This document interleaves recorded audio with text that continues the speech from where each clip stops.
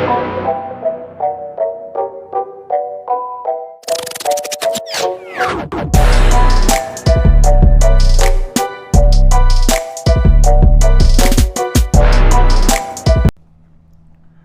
And welcome to Pharmalix where learning meets healing. Discuss करेंगे GPAT के उन questions को जिनको क्लेम करने की ज़रूरत है, जिनके आंसर्स गलत दे दिए गए हैं। तो साथ ही साथ ये भी इन्फॉर्म करना चाहेंगे जितने भी एस्पिरेंट्स पहली बार चैनल पर जुड़ रहे हैं, do not forget to subscribe the channel, जिससे जितनी भी जानकारी है, जितनी भी रिलेटेड MCQs हैं, जितने भी रिलेटेड एडमिशन्स की न्यूज़ हैं, वो आप तक सबसे पहले पहुंचती रहे। तो बिना टाइम वेस्ट किए चलिए शुरू करते हैं अपने फर्स्ट क्वेश्चन को कि प्लाज्मा प्रोटीन बाउंड ड्रग्स के लिए कौन सा इनमें से स्टेटमेंट जो है वो सही है।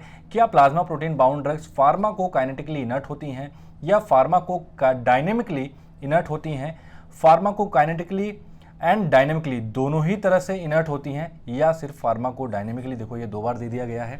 बात करें फार्माकोकाइनेटिक एंड फार्माकोडायनेमिक की, तो what drug does to body and what body does to drug. देखो एक में होता है कि ड्रग हमारे बॉडी पर क्या प्रतिक्रिया करती है, और दूसरे में होता है कि हमारी बॉडी ड्रग पर कैसे एक्ट करती है। ये होता है डिफरेंस हमारे फार्माकोडायनेमिक एंड काइनेटिक का।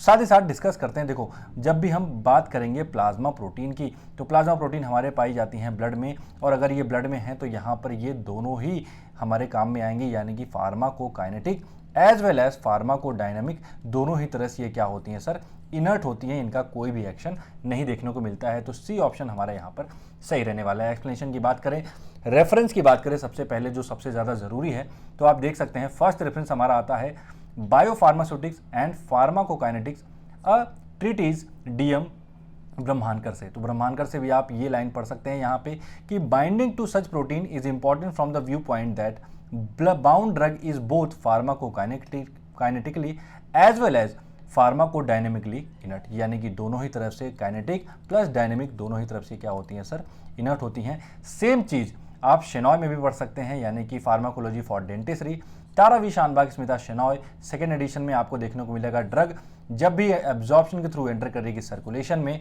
और यहाँ पर जो एसिड ड्रग है वो हमारे एल्बुमिन से बाइंड करेगी, बेसिड ड्रग हमारी अल्फा-1 ग्लाइकोसिड एसिड ग्लाइकोप्रोटीन से बाइंड करेगी, और बाइंड करने के बाद फार्माकोलॉजिकली इनएक्टिव हो जाएगी। इसका काम यही होता है। और फार्माकोलॉजिकली का मतलब यहाँ पर काइनेटिक और डायनेमिक दोनों की बात हो गई है। बात करें हमारे तीसरे रेफरेंस की, तो बायोफार्मास्यूटिक्स एंड फार्माकोकाइनेटिक्स की बात करें DM ब्रह्मानकर से, तो यहाँ पर भी हमको सेम रेफरेंस देखने को मिल जाता है। तो आपको अभी के अभी ये जान लेना है कि आपको रेफरेंस क्या देना है और किस तरीके से इसको क्लेम करते हुए अपने मार्क्स को सिक्योर करना है।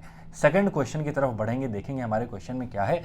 तो भाई tetracycline undergoes epimerization at C4 between pH 4 to 8, यानी कि जब भी इसका pH जो है 4 से 8 के बीच में जाएगा, टेट्रासाइक्लिन क्या करेगा सर, एपीमेराइजेशन शो करेगा C4 पॉइंट पे। अब एपीमेराइजेशन से क्या होगा, इसको क्या करेगा sir, it will give non tetracycline और डॉक्सीसाइक्लिन और एपीटेट्रासाइक्लिन या फिर आइसोटेट्रासाइक्लिन।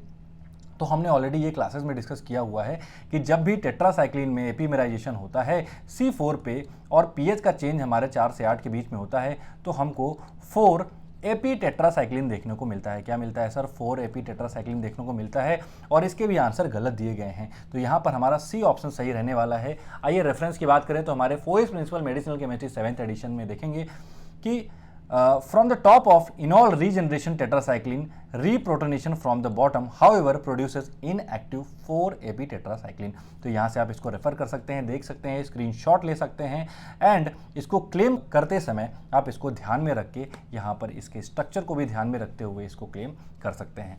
बढ़ते हैं अपने नेक्स्ट क्वेश्चन की तरफ कि भाई rancidity of oil is detected by. Rancidity क्या होती है, जबकि ऑयल में क्या होता है सर, फाउल स्मेल आने लगती है, सड़ने लगता है। तो ये चीज़ आप किस तरह से डिटेक्ट करते हो, तो क्या आप इसको बटर से डिटेक्ट करते हो, चीज़ से डिटेक्ट करते हो, वेजिटेबल घी से डिटेक्ट करते हो, सॉरी फोर्थ ऑप्शन यहाँ पे होगा, पर ऑक्साइड वैल्यू से डिटेक्ट करते हो, पर ऑक्साइड वैल्यू से डिटेक्ट करते हो। तो देखो बटर से भी हम इसको नहीं करते हैं, चीज़ से भी नहीं कर सकते और वेजिटेबल घी से भी नहीं करते हैं। जब भी हमको रेंसिडिटी डिटेक्ट करनी होती है हम किससे करते हैं सर, पर ऑक्साइड वैल्यू से करते हैं, POV से करते हैं। आप सभी को पता है पर ऑक्साइड वैल्यू हमको रेंसिडिटी चेक करने के ही लिए ही हम इसको पढ़ते हैं। देखो आइए पर ऑक्साइड वैल्यू को यहाँ पे हम डिस्कस कर लेते हैं। 7 पॉइंट में है, it is a measure of peroxide present in the oil. Peroxide जितना ज़्यादा होगा उतना ज़्यादा रेंसिडिटी होती है। वैसे नॉर्मल के लिए आपको MEQ/kg यहाँ पे ये इसकी नॉर्मल वैल्यू होती है। इससे ऊपर जब भी जाएगा तो यानी कि आपको रेंसिडिटी देखने को मिलेगी। नॉर्मली रेंसिडिटी आपको कितने पे मिलेगी, 30 to 40 MEQ/kg देखने को मिलेगी। MEQ का मतलब मिली इक्विवेलेंट। यहाँ पे पर ऑक्साइड वैल्यू की बात करें तो देखो 10 MEQ इसकी क्या है, फ्रेश सैंपल की वैल्यू है। और इससे ज़्यादा अगर होता है तो यहाँ पे क्या होगा सर, पर ऑक्साइड वैल्यू बढ़ेगी, साथ ही साथ रेंसिडिटी भी बढ़ेगी। ठीक, यहाँ पे आप देख सकते हैं कि इसका रीज़न क्या हो सकता है सर, टेम्परेचर हो सकता है, स्टोरेज हो सकता है, इसकी वजह से ये होते हैं।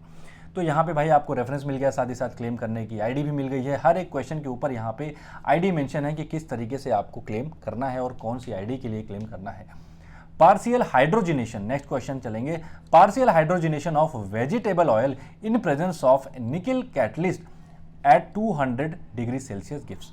देखो जब भी वेजिटेबल ऑयल्स का पार्शियल हाइड्रोजिनेशन हो निकल कैटलिस्ट के प्रेजेंस में, निकल क्या है, कैटलिस्ट है, ये इसमें पार्ट नहीं लेता लेकिन इस रिएक्शन को आगे बढ़ा देता है, यानी कि इसको सपोर्ट कर देता है, ऑल्टर कर देता है 200 डिग्री सेल्सियस पर। तो इनको जब ये पार्शियल हाइड्रोजिनेशन होगा वेजिटेबल ऑयल का तो भाई ये क्या बन जाते हैं सर, बटर नहीं बनते, चीज़ भी नहीं बनते, मार्गरीन भी नहीं बनते, ये बनेंगे हमारे वेजिटेबल घी। तो सही आंसर जो हमारा है वो वेजिटेबल घी हो जाएगा। रेफरेंस की बात करेंगे तो आप देख सकते हैं भाई यहाँ पर सीधे सीधे मेंशन है कि जब भी पार्शियल हाइड्रोजिनेशन होगा वेजिटेबल ऑयल का तो हमारे वेजिटेबल घी ही मिलेंगे। कहाँ से लिया है सर, एस चांद अरुण बहाल से लिया गया है ये। इसको भी आप ध्यान में रखेंगे क्लेम करते वक्त। क्वेश्चन आईडी का सबसे ज़्यादा ध्यान रखने की ज़रूरत है कि सर सही क्वेश्चन आईडी के लिए ही आप क्लेम करेंगे, अदरवाइज आपके पैसे और आपके जो एफर्ट्स हैं दोनों ही वेस्ट चले जाने वाले हैं। अब आ रहा है क्वेश्चन आपके एनालिसिस से कि भाई calculate the lambda max of the following molecule. देखो इस मॉलिक्यूल का आपको लैम्डा मैक्स कैलकुलेट करना है। अब इन चारों ऑप्शन में से आपको सही ऑप्शन बताना है। आंसर गलत दिया गया था, सही आंसर पहले हम डिस्कस कर लेंगे, फिर उसके बाद हम बताएंगे कि इस क्वेश्चन को हम सॉल्व कैसे करेंगे। तो सही आंसर हमारा 283 है। अब भाई ये कैसे आया, आप देखो यहाँ पर होमो एनुलर रिंग प्रेजेंट है। देखो इन दोनों को हमारे पास होमो एनुलर रिंग है, जिसके भी पास में एक बेंजीन के साथ में रिंग जुड़ी होती है उसे हम होमो एनुलर रिंग बोलते हैं, जिसकी वैल्यू 253 नैनोमीटर होती है। रिंग रेसिड्यू की बात करें तो यहाँ पर 5 हैं, 5 यानी कि 1 2 3 4 5, 5 के साथ हम 4 का मल्टीप्लाई करेंगे, हमको मिलेगा 20 नैनोमीटर। एक्सोसाइक्लिक डबल बॉन्ड की बात करें यहाँ पर 1 एंड यहाँ पर 2। एक्सोसाइक्लिक डबल बॉन्ड यहाँ पे 2 हैं, यानी कि यहाँ पे कितने हो जाएंगे 5 + 5 10 नैनोमीटर। और दोनों को जब हम इन तीनों को ही जोड़ देंगे तो हमारे एडिशन में 283 नैनोमीटर आएगा, यानी कि पिछला जो हमारा आंसर है वो ये रहने वाला है।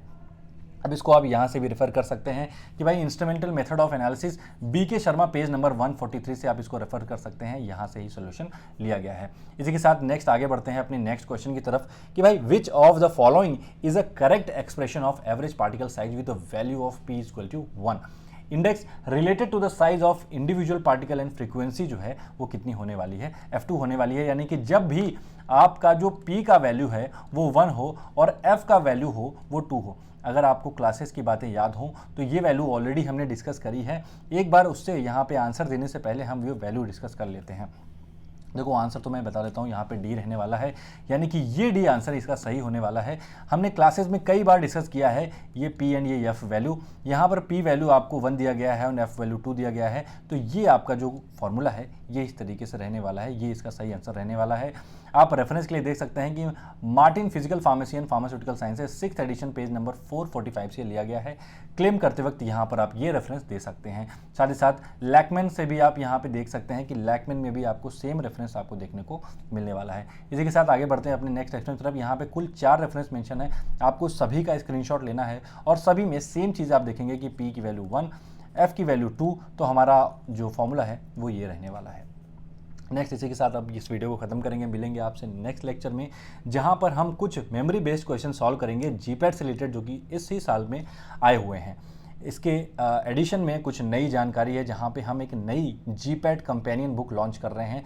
फर्स्ट 50 एस्पिरेंट्स को यहां पर डिस्काउंट में मिलने वाला है, जहां पे जीपैट कंपेनियन 299 में और 5 मिनट फार्माकोलॉजी सिर्फ और सिर्फ 399 में मिलने वाला है। काफ़ी सारे बुक ऑर्डर हो चुके हैं ऑलरेडी, ज़्यादा से ज़्यादा लोग इसको ज़रूर से ज़रूर ऑर्डर करें, जिससे आपकी जो तैयारी है नेक्स्ट ईयर के लिए और बेहतर हो सके। So thank you so much for joining and stay tune to फार्मालिक्स।